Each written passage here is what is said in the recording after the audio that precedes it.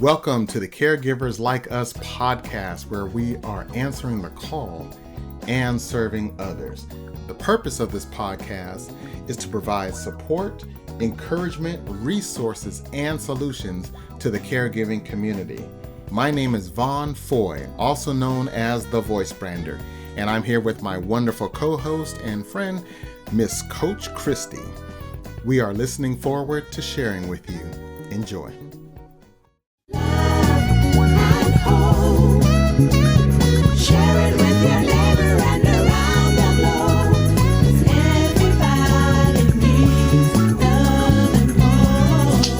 All right. Hello, everybody. Welcome back. This is episode 2 of the Caregivers Tip Jar, our podcast.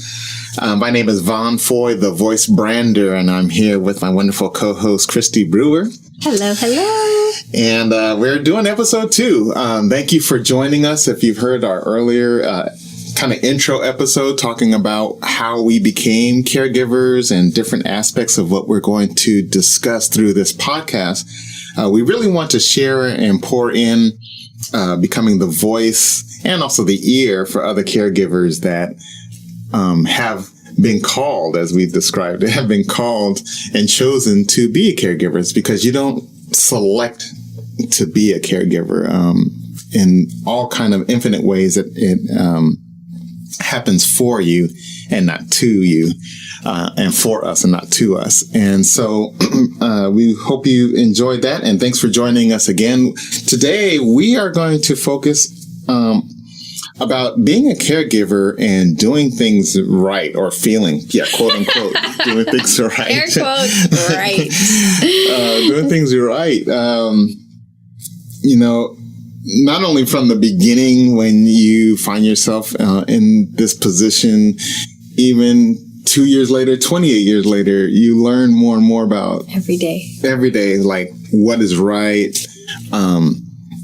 Is it right for me? Is it right for the recipient? Is it right in the universe?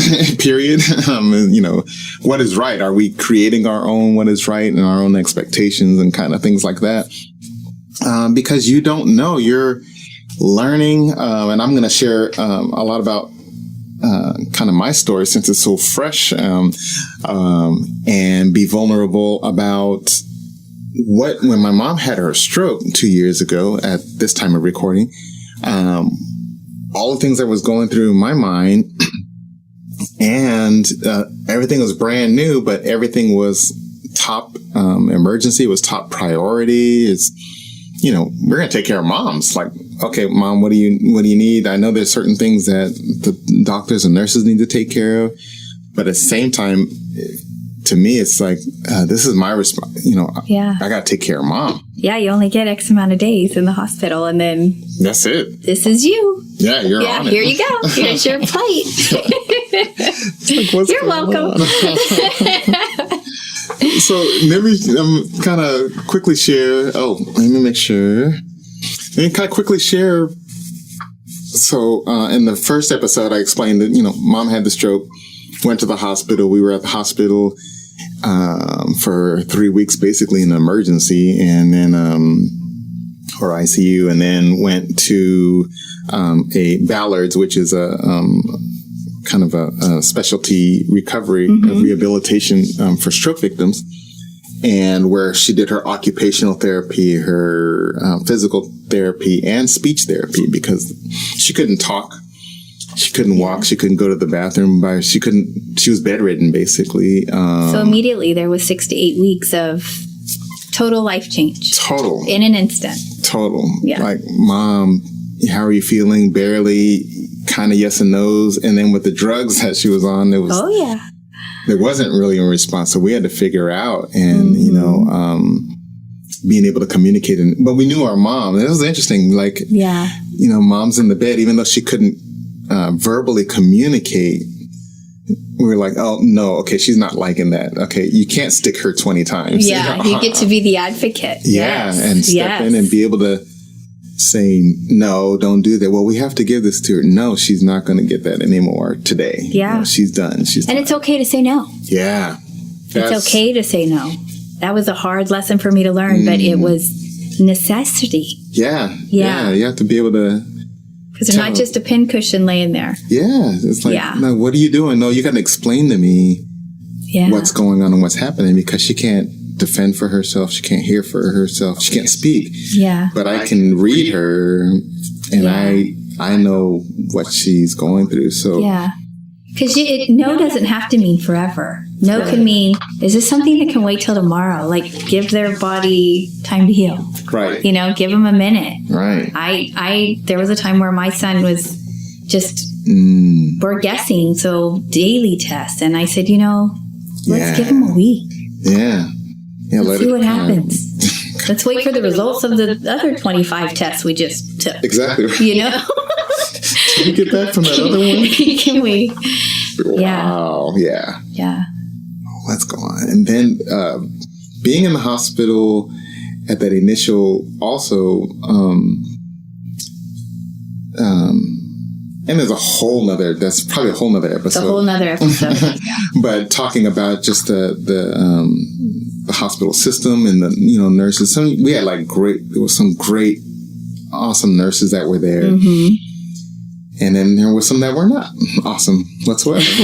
Some were not giving from their saucer. They were giving from the bottom of their cup. Yeah. I don't even know if they had a cup. They were cupless. They were cupless. We have some cupless nurses. Yeah, they weren't giving any. I don't know where they're. Anyway. Yeah. Their care, but it was like we had to educate. Yeah. Every day you had to be ready to educate a nurse coming in that is kind of going by their daily routines of, okay, no, this patient needs XYZ medicine. They need to get shots at this time and then you have to explain the story every day. To every new person that walks in the room. Yes. Can't she has to go to the bathroom? Yes. Okay, so she can go. She can just go ahead and go. She can't walk. It's like, she doesn't walk. No, her chart. Okay, the board here, and we had to post up signs and black marker. I had a whole billboard. The family is the best tool. Yeah. Yeah. You gotta spokesperson. Caregiving, you gotta be you become the spokesperson to speak for them on their behalf, especially if they're in a situation where they can't speak for themselves. Yeah. And we had to be there. We had to be the mail delivery, the jumbotron. We had to be the everything. The educator. And the greatest thing is nobody knows when the doctor's going to show up. So you got to be ready for the entire day. The whole day. And let alone whatever else is happening, family. Yeah. Whatever. And then you're there all night. And then you have to be there we were there 24/7. Yeah. You get to rotate. If that's even possible. Yeah. If you have, another sibling, family member, friend that can advocate, can be there for you. So there was days, I think, if I remember right, being at the hospital 2 or 3 days straight. Yeah. Because one, didn't know what condition my mom was going. I didn't want to get a phone call and be 10 minutes away. Right. I felt I had to do it. I'm here. Yeah. She's not home. I'm here. This is my home. You felt like it was the right thing. Thing to do. Yeah. Just to be there. Be there. I have to be here for mom because she can't speak for herself, or I have to be able to say. And I remember you actually sharing with me and helping me as far as getting the power of attorney. I can't even remember when in the sequence of weeks I did that. We're under so much stress. Everything becomes a blur because you're in it. Yeah. You're in it. Yeah. You can't. And you're like, what do I do next? What's the next move? Help. Help. Help me help my family. And I don't even know how to help. I just don't know. Yeah. Especially when you don't know what the condition is, what the outcome is going to be in the next moment. So every day it's like, wow. Similar to someone's in a bad car accident, they're in the hospital and you're just waiting for the healing and whatever the diagnosis is. Yeah. And, it's caring. It's caring. It's being there, and no matter what, okay, the top priority is I'm going to be here, and I'm going to be of help in whatever way I can. And I need to know, because I need to know what my next moves are or are not. Right. And if I don't hear anything else, I'm just going to be here and I'm going to ask a whole bunch of questions. And so between, and then doctors, the nurses, the CTAs, and then your phone is blowing up because friends and family are like, okay, is everything okay? It's like, no. Well, what's going on? Everybody wants to know, which right. Lovingly so. Or, lovingly, yes. They just want, because they care. Or, how can we bring? And sometimes it's like, I just need you to either just pray. We're running tests. Right. We don't know. She's breathing. She's not doing this or that. And, I just kind of need you to pray. And if you pray. Send my prayer warriors. Yeah, know the people. Yes. Who's with you. And then the others like, okay, then you need help. Like, okay, but I got my, in my case was my wife and son. We still got things to take care of school wise. And, thankfully, she handled stuff and wonderfully. I didn't have to worry about or think about that. The beauty of that. Yeah, that was a major blessing. Like, she already had that. And so many spouses don't even know how important they are in that moment. Yeah. Yeah. So, big shout out. Big shout out, Rashana, my wonderful wife. Because during that time, she was actually, when I was at the gig, when my mom went to the hospital, Rashana went and stayed with my mom in emergency until I got there 3 hours later. I think I was almost 2 hours away. Yeah. And didn't know what happened. But yeah, you're right. Like, they don't know how important. And it's like, no, that was a huge relief. Relief, encouraging. Mm-hmm. It's like, okay, you already know she's in good hands regardless. I can't be there, but I already know. Here's my better half. Yeah. What better can I give than my beautiful wife to be there and stand in the gap for me? Yeah. Yeah. And then it's like, okay. And, and it's not funny, but it's interesting that because her dad had a stroke not too long before this. So she knew what to do. She already knew what to do. And then her mom had gone through different ailments. So she's been caregiving for her parents even before this even come to our place. So it's like, so we have a household of dual households of caregiving with, for our parents back and forth. And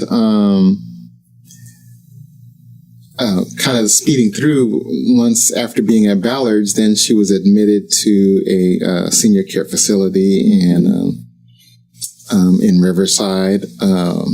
And getting those senior care facilities, I had to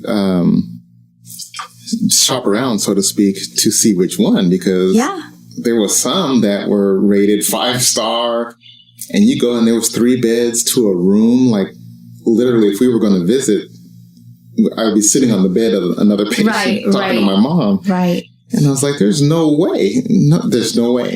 This is not, so you're going through making decisions on what's going to be the best for your family member. And when I ran into Arlington Gardens in Riverside, which is a beautiful facility, and thankfully it was miraculous, because the one of the head nurses there and the occupational therapist and one of the head CTAs that were there, they've all heard me play before. There you go. Hey, Mom's coming. I played for them because actually, was it Nancy? Nancy, she was like, she seen me walking the dog. She's like, Vaughn? I said, yeah. Hey. It's like, oh. I just did a big concert for her and her husband. It was a Love and Hope concert. Anyway, for her husband and his nonprofit and his ministry. So it was all these people that, my mom had a stroke and she's coming here. So already there was like familiar staff. They're like, you don't worry about a thing. We're going to take care of it. Right. And that was like triple blessing, because, like I said earlier, I play at a lot of these different facilities, and I always remember playing at certain ones, and I'm like, way before anything, my mom, I didn't have any clue of her needing anything, but I was like, if my mom was to, need a facility, I would have her at this one because I love the people here, or no way, I wouldn't have them at this one. I love sharing the music with the people there, but the care, the quality of care, it's like, no way, I wouldn't have my mom there. And so coming to Arlington Gardens and having my mom there, it's like such a relief. And I can just only imagine, because always at these nursing facilities, you find people, like 90% of them, where no one visits them. There's no family members. That's very true. There's a lot of people out there that don't have advocates for them or family. Mm-hmm. And that was one of the things because me and my brother were there, like I said, 24/7, taking shifts. Like, no, we're going to be here. And then she was there for like 4 months. Yeah. And over the 4 months, her mom's, room neighbor or whatever, they didn't have anyone, no family. It was barely, we would see people that would come to visit. And it was unimaginable for us. Like, there's no way that we even felt bad for skipping a day to get, or 8 hours, like, okay. And we had to, doing things right because I had to be there. Yeah. Because I don't know what nurse is going to be there. I don't know who's going to know that she can't walk to the bathroom. Right.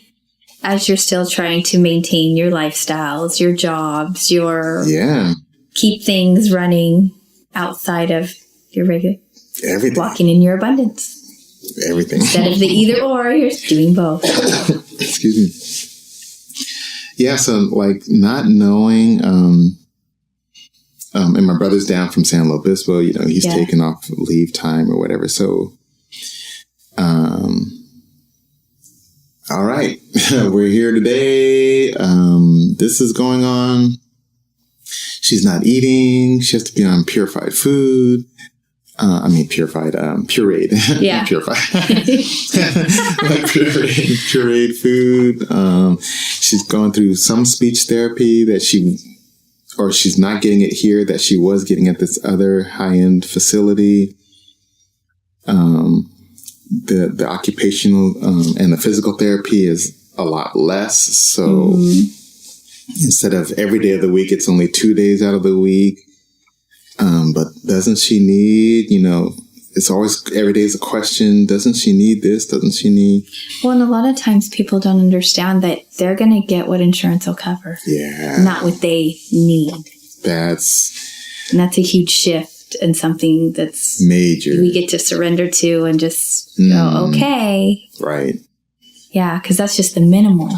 Yeah. Right? You're learning about, insurance. And my mom was, had Medicare. Was taken care of, but even the Medicare, it's limited. Right. You only have X amount of dollars. It's, right. And it's a question, and it's maybe for some of our listeners, I know there's extremes. You have some people that either have their parents or their siblings or children, and their Medicare coverage is, they got whatever, full tilt because they can afford that or whatever. But then you have a whole other extreme where it's total government, whether it's Medi-Cal, Medicare, or Medicaid. And that is only so very limited. Yeah, sometimes your level of care is based on what you can afford. Absolutely. Yeah. And it only goes for so long. Even the government provided care, it's very limited. And once that's over, because that's what I experienced when we were trying to, and this is a major, when we're talking about finances. So the insurance only covers so much. She covered my mom, the 3 months that she was in there, 4 months total. But when it was coming to the end, they were like, you're capped out. Yeah, you're done. So she's going to be dismissed next week, Monday. And be ready. Whoa. We didn't have her home remodeled and cleaned up. We were in the middle of remodeling it. Yeah. The floor plan how the bathroom doors open, the heights of the toilet. Getting the house ready for her to come home to her new lifestyle. Yeah. Wasn't that we had no idea of what she, And you have timelines and guidelines and approvals and all that from the city to get the house refixed, restored, rebuilt. A lot going on in those 4 months.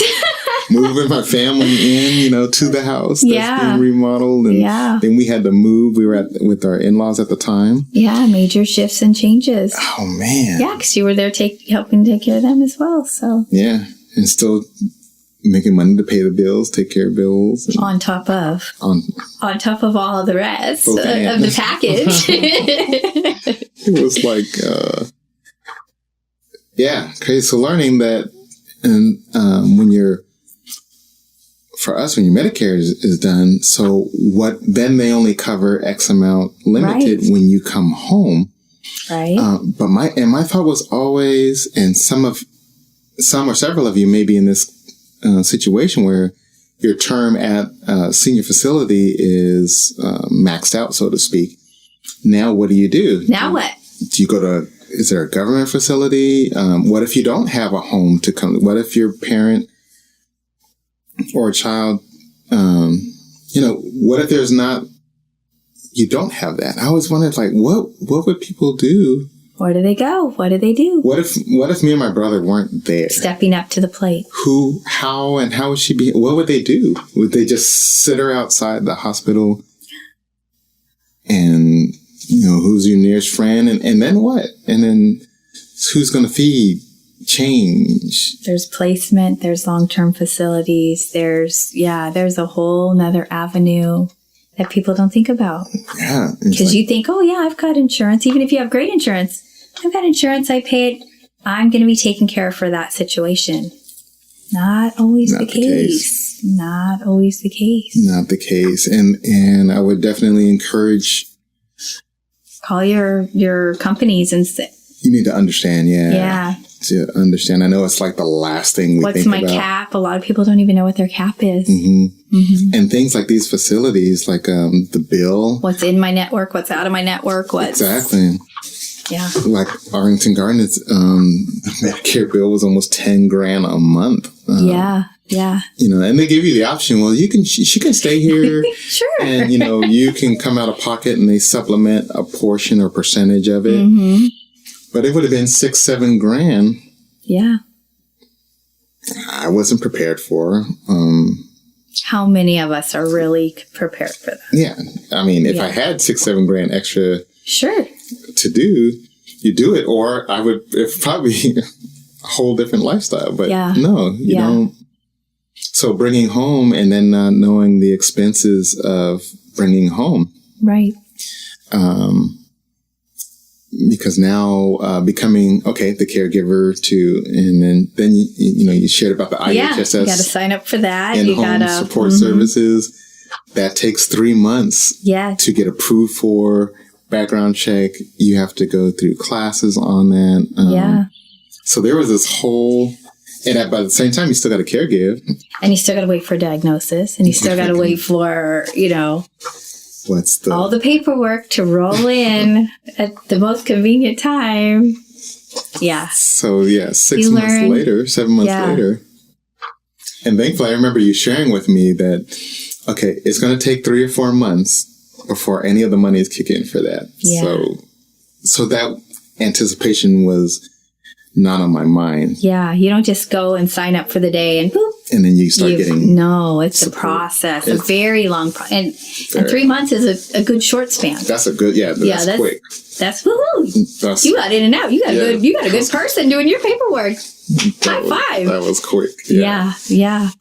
And then, to get back pay on that. And then, thankfully, I had I called her the angel next door, Holly next door, who was a friend of the family for years and cared for Mom and just came right on in to help to help with Mom because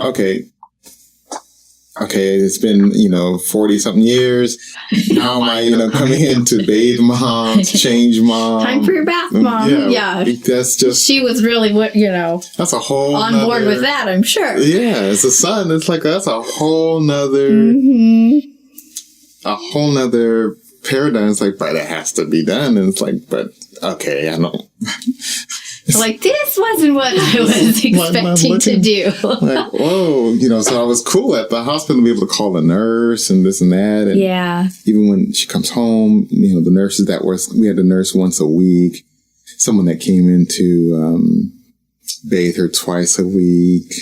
Holly, her background is in the medical field and caring. So, but I always go back to like, what if, I'm sure there may be hundreds of caregivers right now that you don't have that. And I couldn't imagine what you do. But you're going to do it. It gets done. It doesn't matter, That was one of our fun, when we're in the fear of the unknown, it's going to get done. How are we going to? I don't know, but it'll get done. Yep. This too shall pass. We get to figure it out. Just going in there. And so not knowing, I started off, the episode doing things right. You don't know if you're doing it right. You just know you're doing what you know to do. Yeah. And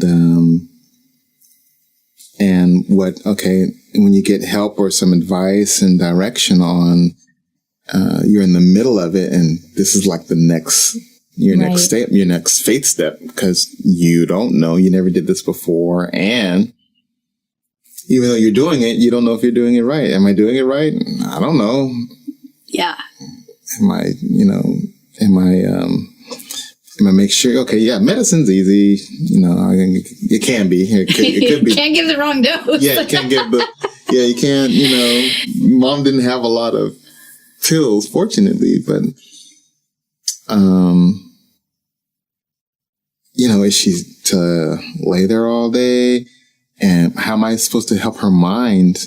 Right. Because, buying coloring books or crossword puzzles, she needs to move. The physical therapist is like, if she doesn't move to regain her, from the stroke to start using her faculties again, she's going to stay in this condition. So, making up exercise routines that I have to be on top of too for her.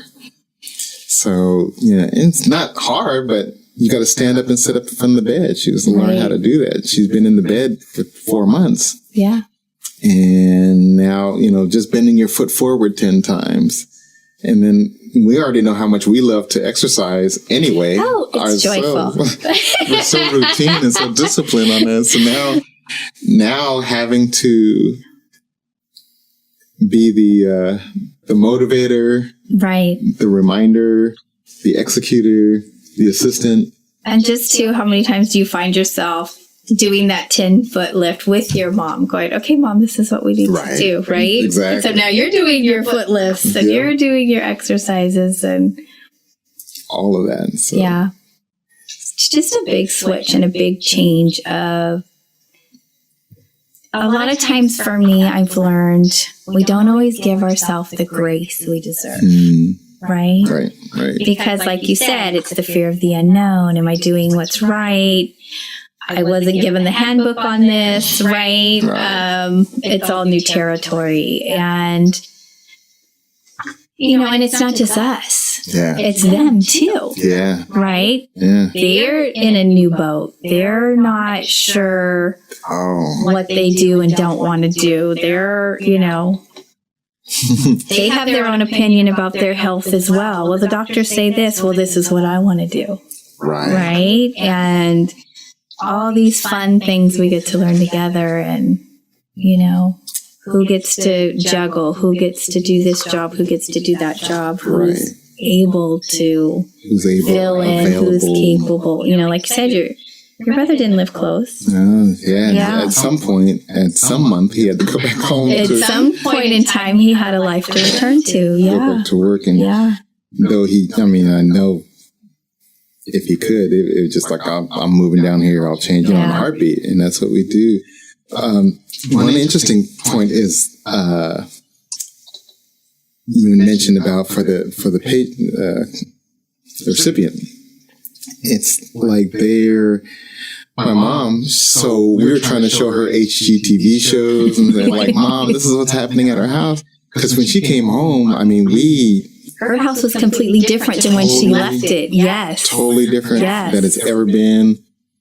And so she didn't know, in addition to her mental, the stroke, she's like, okay, I don't even know why. I remember the first few weeks, she's like waking up and like, where am I? She's like, where am I at? I knew I was in the hospital. I got used to that. Right. I got used to she was at a facility. Yeah. She got used to that. And now it's like, okay, where am I? Because this is not home. I'm in the room I slept in, but it is completely different. Lighting, floor, everything, everything's paint. different. Yeah. And bathroom wasn't even the same bathroom because you had to remodel it. Bathrooms, everything. Accommodations, yeah. Only the outside looked the same. The front door looked the same. Came to the front door and it's like walls are gone. The floors are totally the opposite. And that's a huge shift for her because she lived in that house for all those years. Yeah. For so long. 40. So we were there since she was 75. Yeah. That was a surrender for her as well. And so I remember for months, she would wake up and be like, I don't know where I'm at. What happened to me? And then she wouldn't remember what happened. And we had to remind her, Mom, you had a stroke. And really? I said, yeah, you were in the hospital for 4 months. Really? Oh, man, I was messed up. And I love her. I can see her going, wow, that's amazing. Really? Oh, man, I was messed up. Me? My head is bad. I don't even remember. And she doesn't remember any of it. Yeah. She doesn't remember the months or nothing. And so waking up having to walk through with her on that transition too. So like, Mom, you don't remember.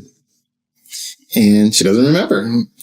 We do. And it's like, man, so when she's scared, like, okay, I don't, she comes out at 2 a.m, walking out and everybody's jumping up like, okay, are you okay? Yeah. Where am I? It's like, Mom, you're home. This is home. It looks so different. That's not my couch. Right. Everything. Where's my chair? Everything is gotten different. So, trying to keep things, pictures here and there, but at the same time, knowing that she doesn't remember, but at the same time, trying to learn to keep triggers or and adapt for her. So that it's not like a little less adaptable. So, and then you're trying to learn what's the best way to do that. I remember when what do you keep in the house? What do you not? Because 90% of the stuff is junk. Right. In your mind. So am I doing it right? She's like, you made that in kindergarten. That is not junk. That's my precious memory. My children and I have this round to go. My daughter and I. And I'm like, don't throw that out. You made that in junior high. You don't. It's those type of decisions. I remember me and my brother, we had a big, what do you call it? It was a husk, kind of the wall unit, big wall unit that, from Germany, actually, that, it's like, do we keep that? No, it is taking up space. We're not going to need it.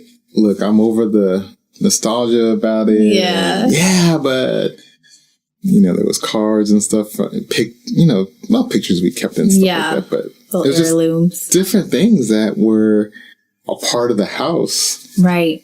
Forever. But it wasn't necessary. You put it in the garage. What'd you do with it? The house, no, we actually destroyed it and put it up. I mean, it was so much stuff to get rid of. It's a big change. And it was a big amount of change in a small amount of time. And then just having to get back on track. Yeah. And of course, keep the most pleasant attitude of all time every day. Because what else you going to, Yeah. You only changed houses and schedules and uprooted everyone in your whole house. And yeah.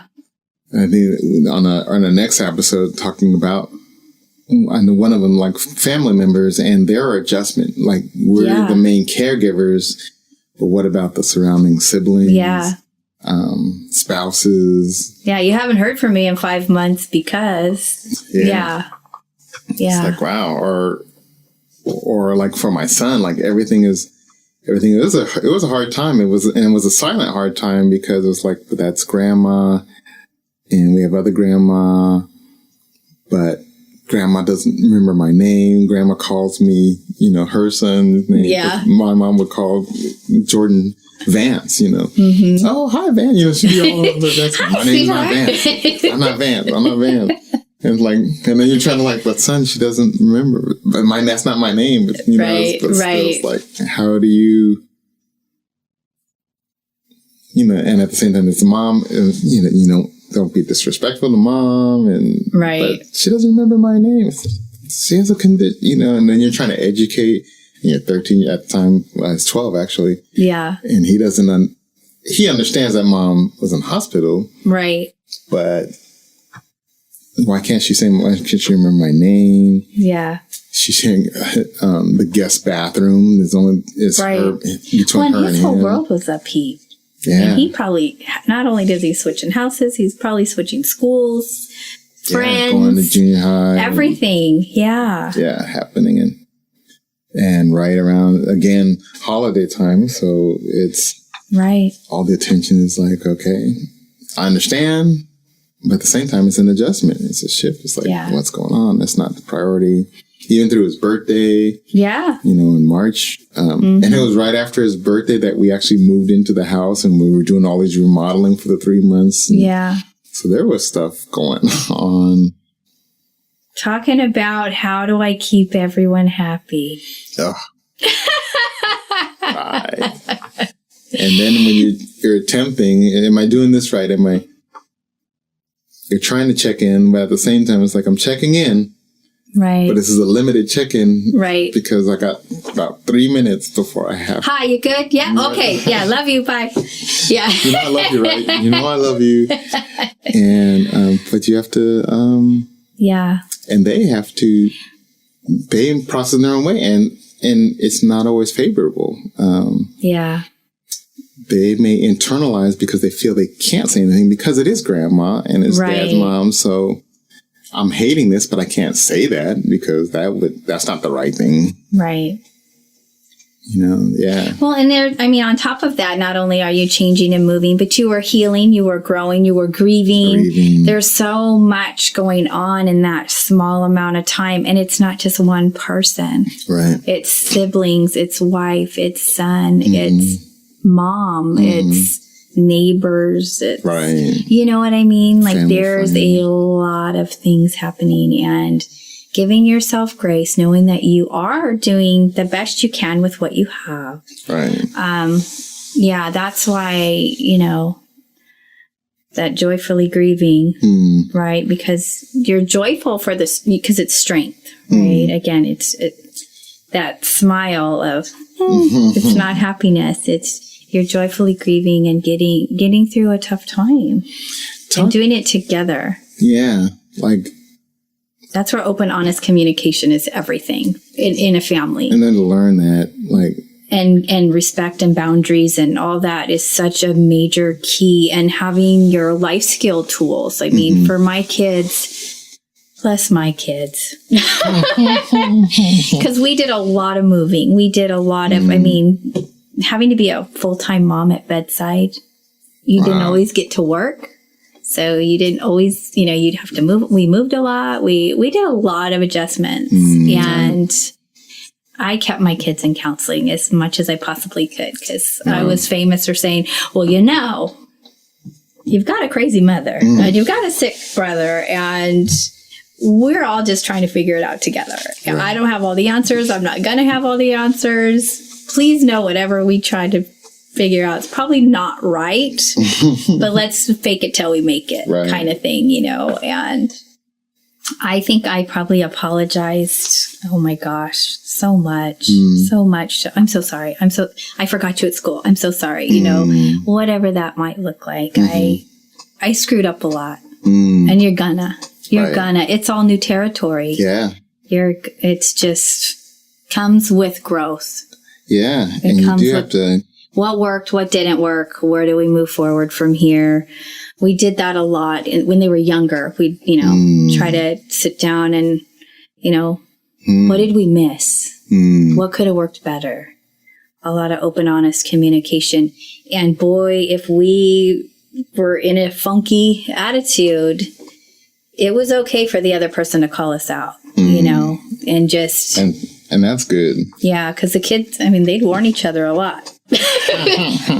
Mom's not exactly cheerful this morning. You might just want to be forewarned, because I just went in there and tried to get some breakfast and came out without a limp, just so you know. Yeah. So, just a lot of open, honest communication, knowing your boundaries, knowing yourself. And again, as a caregiver, that's why we are constantly reminding, and the whole purpose of this show is fill yourself up, fill your cup up, give yourself breaks and times and grace, and allow others in the same to do. Right. Yeah. I think you really hit, us learning, those boundaries and conversations. Mm-hmm. I know specifically, with my immediate family, with my wife and my son, we had to, and we still do, had to learn about to have that kind of communication, because a lot of times before all of this, it would be kind of silent, nonverbal, understand, right. There was this just silence. And then I learned more and more about the importance about open communication. Yeah. And still working and still learning it and trying it, because if you don't have open communication, there's a reason. There's either I'm trying to be either tippy-toe, right, or self-protectant, or I don't want to stir up the nest. I don't want to, right. There's all these things that, where I could say for myself, where I would be quiet because I wouldn't want to stir or confront. I'm a quiet processor, I call myself as well, where I'm like, ooh, someone says hello to me today. I think I'm just going to be quiet and work through my own issues. And I might not acknowledge a child coming in the room. Right. Because I'm trying not to bite their head off for something that's not even their fault. Right. Right? Right. Hi, Mom. Love ya. Right. Just trying to get through my own baggage, my own junk. Yeah. And I had to get to a spot where I was like, I love you, and this is... Just know I'm grouchy, and I'm probably going to bark. I might bite you. Mm-hmm. Don't take it personal. Right. Yeah. It's just a lot going on. Yeah. My daughter, I love her, because she would say... She'd call you on it. And even to her siblings, don't mess with me, And you would have to warn the brother, dude, she'll take you out. Let her be. She's setting a boundary, Right. And because, they're going through their stuff too. They're watching their brother waste away. They don't have answers. They don't know what to do. Mom's usually in a bad mood. I got stuff going on at school I got to talk to my mom about. When's the best time to address that? Right. She's kind of a little stressed out. Just all those things as they get older and learning, I know his illness is important, and but I'm important too, and I've got school stuff going on, and I've got to get this project in, and we got to take a trip to Target, Mom. I got supplies to buy, kind of thing. And I worked nights, slept days. Right. Try to figure that out, just bunch going on. So you always got to have that open, honest communication. And sometimes you're going to say what they don't want to hear. Mm-hmm. And it's okay. Mm-hmm. It's got to be said, because it's out of love, right? We're all trying to grow and heal together. And we're not there to, make it more difficult. for everyone else, even though we're struggling in our own pain, our own grief, our own frustration, we're equally irritated. Right. So yeah, how do we get through that together?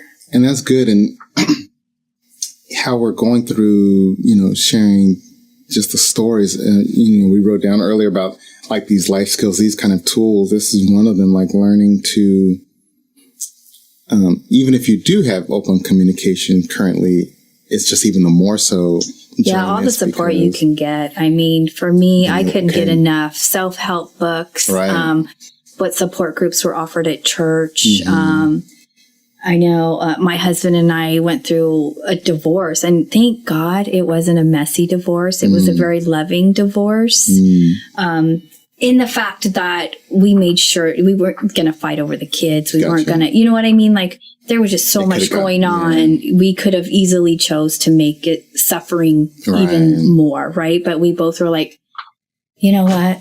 We just both know that for us, it's not working, and let's not make this harder on the kids, our families. Like, let's figure it out the best we can, without making your life worse, my life worse. Let's just, what can we do, kind of thing, right?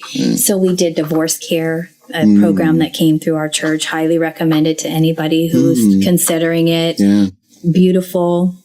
It gave the kids involvement. And they got to have a voice around that. That's and good.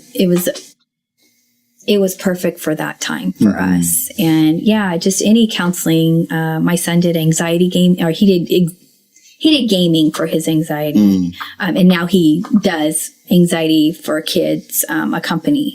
So he got to, make something good out of some of his trials. So very proud of my son there. That's awesome. Yeah, he's amazing. He's just an amazing kid. But yeah, just anything you can get your hands on, the support groups, the books. I mean, a lot of times I was sitting at bedside. What are you going to do? You can't go to a support group there, but I read books. The Menard Meyer series was amazing for me. So many good books on that. It's good. Good. Resources. And one of the things too,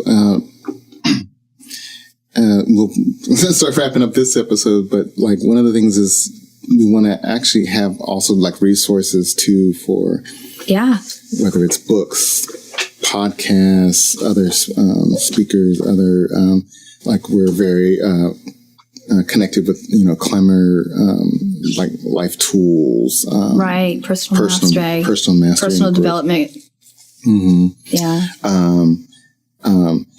Whether it's your local church, some churches have support for this, some don't. It can be there will always be support and help somewhere. And sometimes we just don't know where to look or to begin. And sometimes we just one lead will be like, oh, and then it leads on a path to. And some people are private and don't even want to know where to. Yeah. But just being open, knowing that we don't all heal and grieve the same in our same family, and allowing them to go through the process of their feelings as well. Yeah. Giving their space. I'd love to wrap this episode up. We started doing things right, and you don't always know what to do because it's all brand new. You're growing. We learned about surrendering to the process, surrendering to the you don't know, but also building and trusting in people. You had mentioned, and I'm going to forget right now, I should have wrote it down, but you had mentioned about joyfully grieving. Yeah. And I just wanted to, I know we'll add these in our episodes, but because we are, and I think I wanted to bring the attention to our listeners that we are, as a caregiver, you're in a grief mode, and why that is because there's a loss. Most of us that when we hear the word grief, you think about grieving from a death, but there's all types of grieving. You still go through the same process, maybe even longer, because while you're in this, you're lost. In the case of like my mom, she's no longer the mom that I always knew. So I've lost that relationship for that moment. Yeah. Our conversations it's completely different. Yeah. Our interaction, the proximity, everything that was before, you're grieving on several different levels. And I love how, one, we recognize that, and that it is a grieving process similar to like a death, because there's a loss that's there. But I love what you said about joyfully grieving rather than trying to be happy. Yeah, because joy is strength. Joy is strength. I love that. It's a practice of strength. Yeah. And so you can be joyful, like you were mentioning earlier, sitting on the couch and just being thankful and grateful that, hey, my son's here, regardless of all what's going on or how tired, all the chaos around, everything, else that's going on, but you're able to joyfully grieve. It sounds like an oxymoron, but it's not. It's not. Yeah. It's actually, there's a joy in grieving. Yeah. And so, a lot that we'll be bringing more of that about. Absolutely. Other episodes. Well, we're going to wrap another number 2 up, and we can go on and just looking forward to doing and sharing. Please give us your feedback. These first 2 episodes, I know, were very broad. Totally different subject. Rubik's Cube based perspectives, and start stories and start another one and kind of give an example. Trying to just really give a feel and settle in, but I think it brings out, the discussion just brings out different avenues, and we'll be taking different avenues, and we'll be more fine-tuning as we go.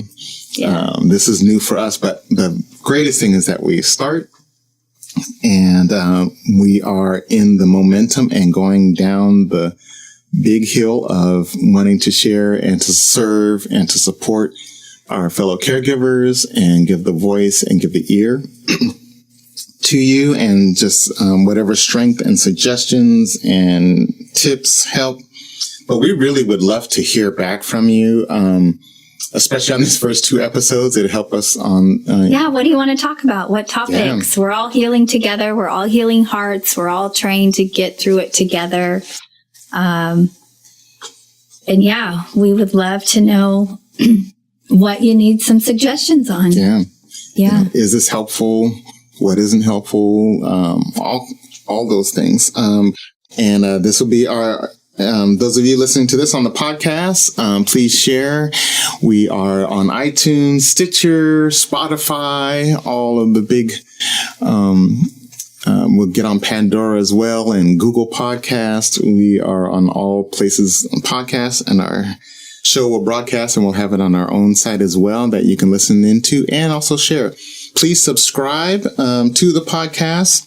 And again, we're always looking for your feedback and for your likes, not only on the Facebook page, but in the podcast. It helps on the rankings and stuff. We want to just continue to share this and share this with someone that, that can benefit from this. All right. Love to hear you. We're getting ready to sign off. Again, my name is Vaughn Foy, the voice brander, and here with my wonderful, lovely co-host, Christy Brewer. And, we'll have a tagline next time. We get to create one. We get to create a tagline, but for these episodes, we'll put it on the closing credits and stuff. Yeah. But we do want to give a couple shout outs. I'm going to give a shout out to my mom. Celia, it